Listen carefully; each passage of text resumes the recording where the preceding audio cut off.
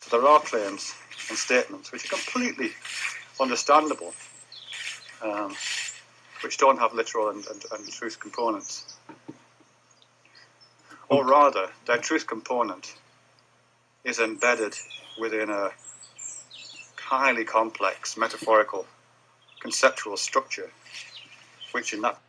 Okay, so I wanted to follow up on what I'm taking to be a very thoughtful and interesting video by Fred here, a conference report called Literal and Metaphorical. And not only do I think that he's dead on with his assessment of how the word literal, in fact, makes reference to issues relating back to literacy, but that the close, attentive distinction between the metaphorical and the literal is, in fact, itself part of literacy. I think this is what really has to be underscored, is that thought and the conceptual system that we have, the larger web of what we call our minds, or the representations that we use to try to grasp the infinite complexity that both is us and is all around us.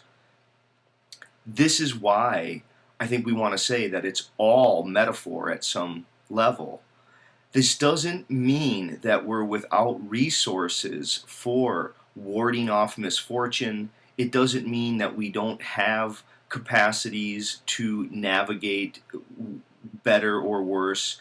There are real consequences for the way that we do make sense of things.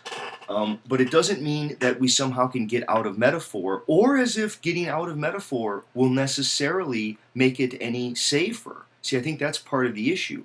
The problem is to deal with the unending change. You know, Nietzsche's work on metaphor is so important. The thing to see is truth and lies in the ultra-moral sense. I'm not sure if I can find a link for it. I'll see if I can. But in there, Nietzsche says, you know, all ideas originate through equating the unequal. Through equating the unequal. That's what happens. You know, you look around, you see a leaf, you see a leaf, you see another leaf, and then you come to some idea of leaf. You know, that leaf isn't anywhere, you know, this Platonic notion of the primal leaf that's out there in Platonic heaven, and then each leaf in existence is an imperfect replica of it. This is just a bad knockoff of the capacity to equate the unequal, which is basically to have a metaphorical conceptual structure, right? Your thought, your entire conceptual system, right, in its structure is metaphorical, because in order to think, you have to equate the unequal. You're equating the unequal because you're right now the oldest you've ever been, and the world itself is changing. Now, it's a massive tome here, Science and Sanity by Korzybski, and Korzybski is an interesting person. There's people who like him or don't like him, but one of his most famous drawings here is the structural differential, and it appears in lots of different places throughout the book. It's one of his more interesting contributions. But what you find here is it was an actual artifact that he had created, and he carried it around, you know, during the early part of the 20th century. And when you look at it here, he was trying to show some kind of event horizon, right? When I'm up over here, I see some kind of event horizon, and then there's the objective level of the things that we're able to see, the eye, the senses, all the ways that the senses can register that which we take to be something like an object. And then there's all the various levels of labels and symbols and the symbolic artifice by which we talk about what we are able to sense. And then there is ultimately, we hope, some way to try to talk about this ultimate event level of reality. Now, I think what Korzybski is trying to do, again, is suggest that there is a massive, the unending eventing of eventing itself.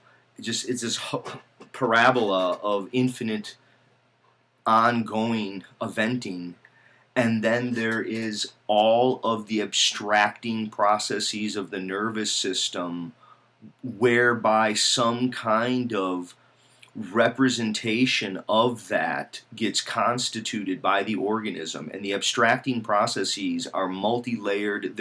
Every sense that you have is in fact highly abstracting.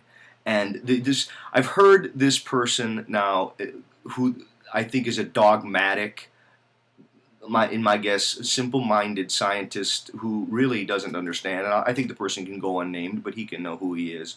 Uh, this reduction to objective is the problem, and I think that Fred's video here is so interesting. Please, people, look at this video on literal and metaphorical. You can have a metaphor all the way down, realizing that you're always stuck with partial truths and with representations. Now, the way that Nietzsche would address this is he draws a distinction between what he calls the intuitive person and the rational person. Here's the difference between this. And the terms themselves, right, they're interesting. They're metaphorical plays that Nietzsche introduces, right? But the rational person is the person who clings to the already accomplished metaphors, forgets that they're accomplished metaphors, takes them as truths, and then now thinks that this person is going to ward off misfortune by clinging to the accepted truths. They accept the cultural conventions, they take the ideas that they're able to accumulate as if they were a disclosure of things, forgetting that the world itself is always changing, that emergence is actually happening, that you're not a thing and the world's not a thing, and all the representation in the world isn't going to help you get more and more accurate because it's still becoming what it is, and all of the processes by which you're trying to get a hold of it are abstracting, not just speech. Your nervous system itself is abstracting. But speech is abstracting as well. See, now Nietzsche would say, well, there's also the intuitive person. The intuitive person is they're realizing this metaphorical capacity, and they celebrate it not to deny the usefulness of being, of warding off misfortune, but to realize that there's often poetry and enlivenment and a redemption that comes with smashing previously existing categories and playfully creating.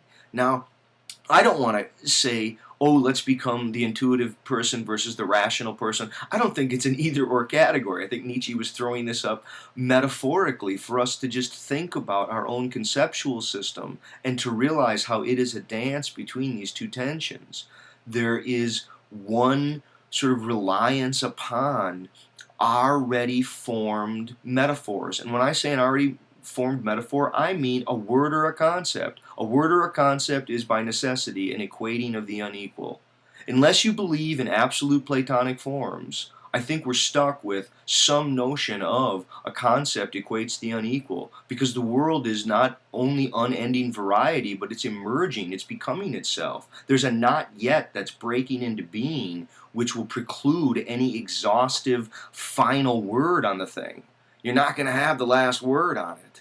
And to that extent, it seems like metaphor is going to be the deal. Now, that's not I think this gets heard from some people as if that it's antithetical to science, as if science doesn't make use of metaphor. I think Fred's examples of the horizontal and the verticality metaphor of higher and lower, and orientational metaphors, as Lakoff and Johnson were talking about them.